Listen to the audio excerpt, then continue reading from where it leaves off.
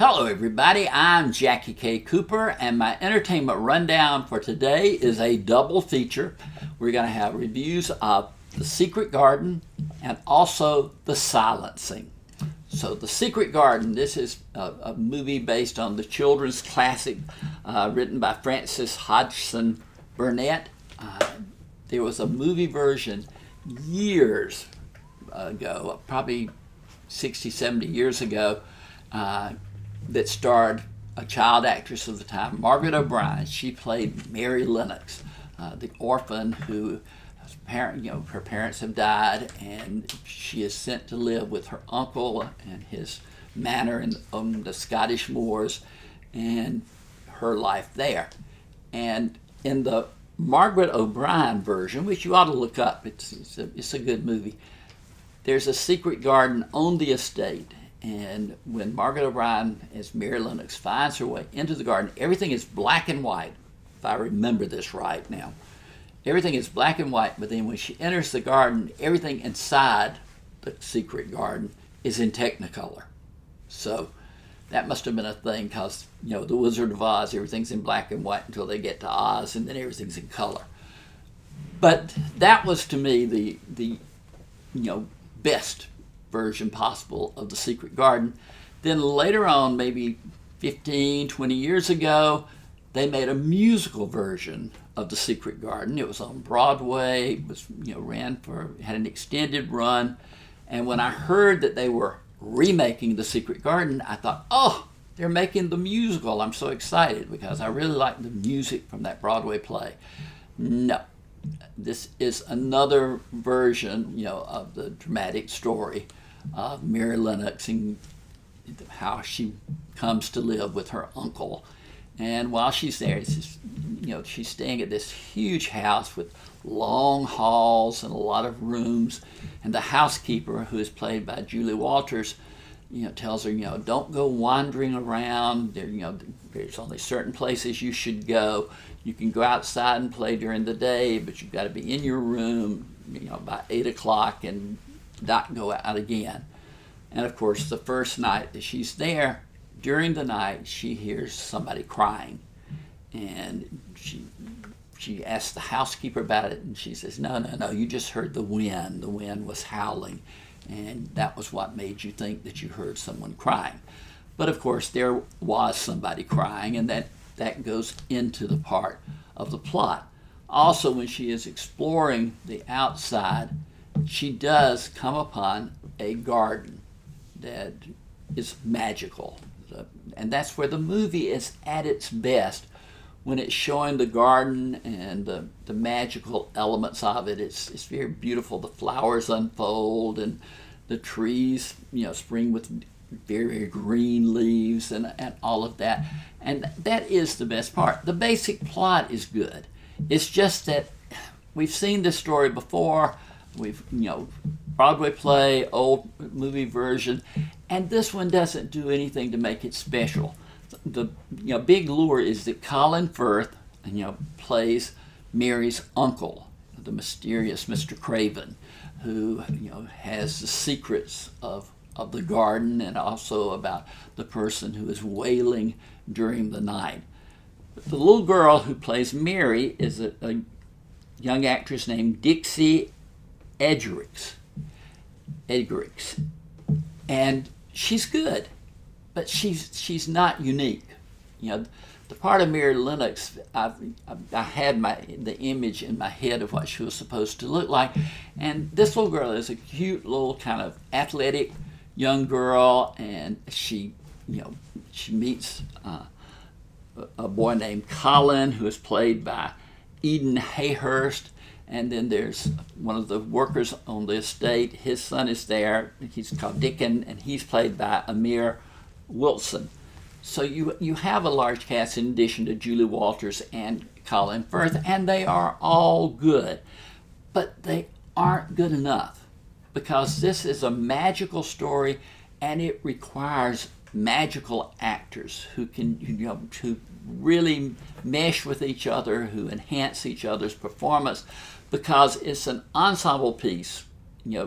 Mary Lennox is the main character, but it's all about the ensemble and how each person plays a part in bringing forth the magic. The movie is rated PG for mild violence. I scored it 5 out of 10. It was just average. I wanted something special. And Colin Firth is such a dynamic actor. He should have brought something special. Same thing can be said about Julie Walters. I'm not going to blame it on the kids, but these other two are seasoned actors. So, The Secret Garden, rated PG for mild violence, very mild. It's a 5 out of 10 for me. Then I stumbled onto a movie called The Silencing. And it was funny because I just, talked to Karen Slaughter about her book, The Silent Wife. And it's about a potential serial killer who kills, young women and the investigation, etc. The Silencing is about a man who lives on a nature preserve. He is played by, I've got to get his name right every time this guy's in a movie, but it's Nikolai Coster-Waldau. Game of Thrones, Nikolai Coster-Waldau. And he plays the man who, works at the nature preserve. And he finds out that someone has been attacking young women on that preserve. And he gets with the sheriff, and the sheriff's played by Annabelle Wallace. And there's an investigation as to how it happened. But this movie is low-key. It takes place in Canada. There's a Native American element of a group of people there who were led by a man played by Zahn McClarnon. And I used to see him on Longmire. He was on Longmire too, I think, if I recall right. But he's a very good actor. And also there's a young man in the film who is a suspect in these activities.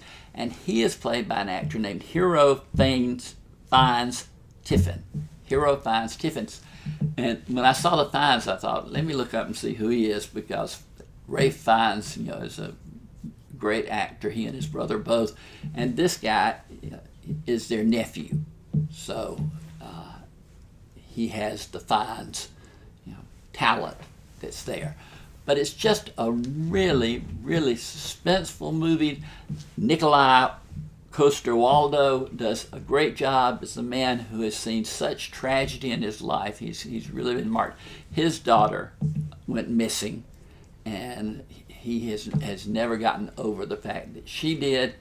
And then, to have this new incident come up, and he thinks maybe that the person who is trying to take these girls took his daughter, and he maybe still be able to find her alive, or at least get, a finality to the whole situation.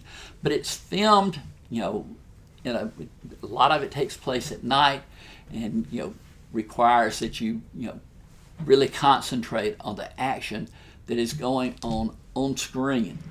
But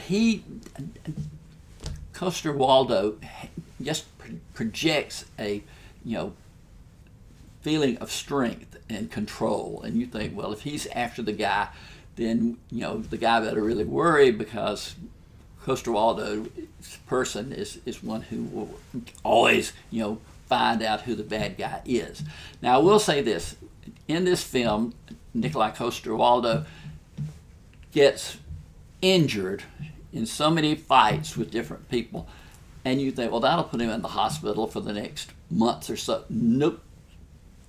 By what the movie looks like, the next day he is right back out there, on the trail again. So that gets a little bit unrealistic in that respect. But I really think if you look this movie up, The Silencing, that you will enjoy it. It's rated R for profanity and violence. I scored it 6 out of 10. I put it above average.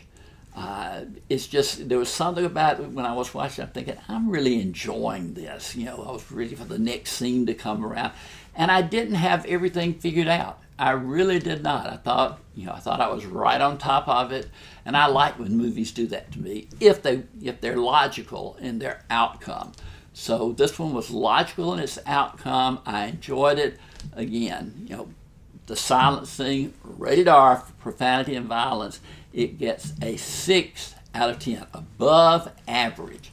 So reach down there and hit the subscribe button. We want to have you on board. We review all of these films. But for today, this has been Jackie K. Cooper's Entertainment Rundown with a double feature review of The Secret Garden and The Silencing.